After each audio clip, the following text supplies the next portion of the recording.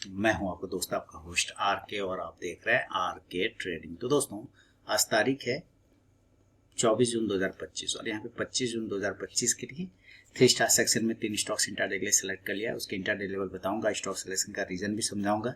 लेकिन याद रखें, कोई भी पर्सन बाइंग और सेलिंग की सलाह यहाँ पे नहीं दे रहा हूँ। अगर आप ट्रेड करते हो उन स्टॉक्स उन लेवल पे, तो कृपया अपने वित्तीय सलाहकार यानी कि फाइनेंशियल एडवाइजर से सलाह मशवरा करके ही ट्रेड करें, क्योंकि आपके लाभ और नुकसान की जिम्मेदारी मेरे या मेरे चैनल की बिल्कुल भी नहीं होगी। बाकी आप मीटअप प्रोग्राम में आना चाहते हो तो आपका स्वागत है। यहाँ पे है मीटअप प्रोग्राम 1 जुलाई 2025 को भागलपुर मीटअप। आप मुझे 26 जून तक अपना नाम भेज सकते हैं ताकि मैं आपको ऐड कर सकूं इस मीटअप प्रोग्राम में। चलिए आगे बढ़ता हूं, और मेरा व्हाट्सएप नंबर तो ऐसे आप लोगों ने देख लिया है, मैं फिर से यहाँ पे लिख भी देता हूँ। अगर आप उस पर हाय हेलो कुछ भी व्हाट्सएप मैसेज भेजेंगे तो आपको बाय डिफॉल्ट मेरा टेलीग्राम चैनल का link, mobile app, WhatsApp channel, ये सब मिल जाएगा, जहाँ पे मिलता है फ्री ऑफ कॉस्ट में लाइव मार्केट में कॉल्स। आगे बढ़ता हूँ, और पहले 3 स्टॉक का स्टॉक परफॉर्मेंस रिव्यू करेंगे, जो 3 स्टॉक्स मैंने आज के लिए दिया था। उसके बाद हम लोग नया 3 स्टॉक्स की बात करेंगे 25 तारीख के लिए। तो 24 तारीख के लिए कौन सा स्टॉक दिया था? पूना वाला फिनकॉर्प पहला स्टॉक वो था। देख लेते हैं कैसा इसने मूवमेंट किया। पूना वाला को बाय करना था दोस्तों 440 के ऊपर, और सेल करना था 435 के नीचे। 435 के नीचे तो ये आया ही नहीं। पहली कैंडल हमेशा अवॉइड होता है, याद रखिए, शुरुआत के 5 मिनट हमेशा अवॉइड करना रहता है। उसके बाद इसने देखिए 440 से ऊपर गया सेकेंड कैंडल से ही, और जो रिटर्न बना के दिया 454 तक चला गया। पहला टारगेट 443 था, दूसरा 446, 446, तीसरा 449 था। इसने 454 तक का हाई लगा दिया, तो शानदार मूवमेंट दिया इसने। दूसरा स्टॉक था आरईसी लिमिटेड का। आरईसी लिमिटेड को बाय करना था 400 के ऊपर, सेल करना था 395 के नीचे। 395 के नीचे आया नहीं तो सेल हुआ नहीं। 400 के ऊपर बाइंग करना है, तो यहाँ से बाइंग हुआ है। और जो पहला टारगेट था 403 वो मिल गया, दूसरा 406, तो लगभग समझिए 405 रुपया 50 पैसे का इसने हाई मारा, तो लगभग 2 टारगेट इसने आपको दे दिया। तीसरा स्टॉक था इंडियन होटल्स। इंडियन होटल्स की बात करें, बाय करना था 763 के ऊपर, सेल करना था 756 के नीचे। 756 के नीचे आया नहीं, सेल हुआ नहीं। 763 के ऊपर अगर आपने बाय किया है तो यहाँ से शानदार मूवमेंट इसने 776 तक का हाई मार गया।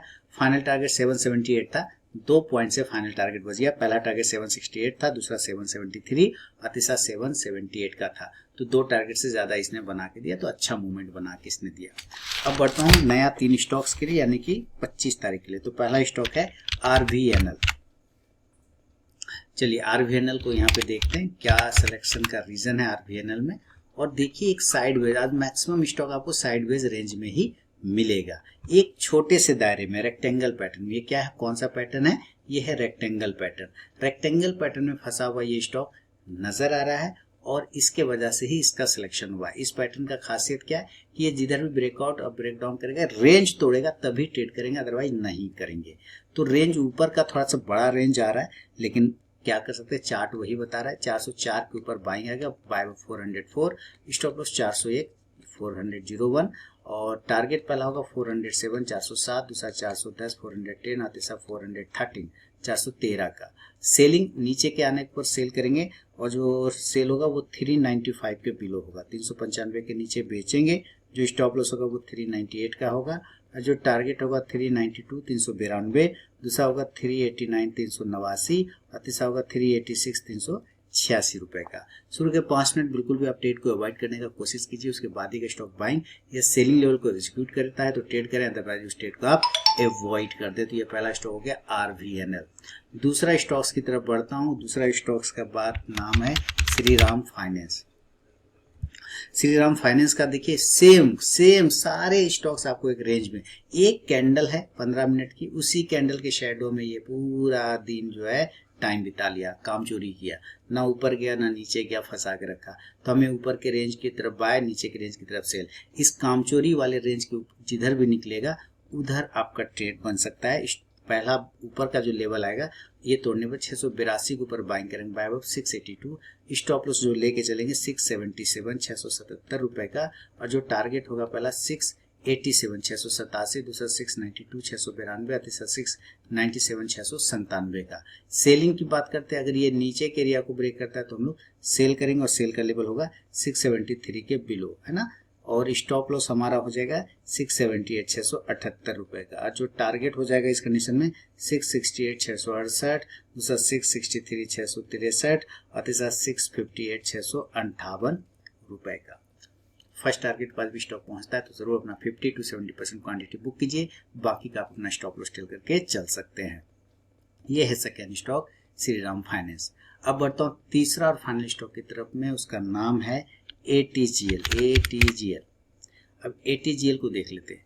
देखिए ये बिल्कुल जो गैप अप हुआ था उसको खत्म कर लिया है ना। ये रेजिस्टेंस एरिया है 15 मिनट पे, है ना, और गैप अप खुला लेकिन सेम डे में कवर करिए। अब ये इंपॉर्टेंट रेंज है, इस रेंज के नीचे कमजोर, इस रेंज के ऊपर बढ़िया पॉजिटिव, तो बाय करेंगे। अगर वो ऊपर 637 को ब्रेक करता है तब बाय अबव 637 ATGL। और स्टॉप लॉस हमारा होगा 632 632 का।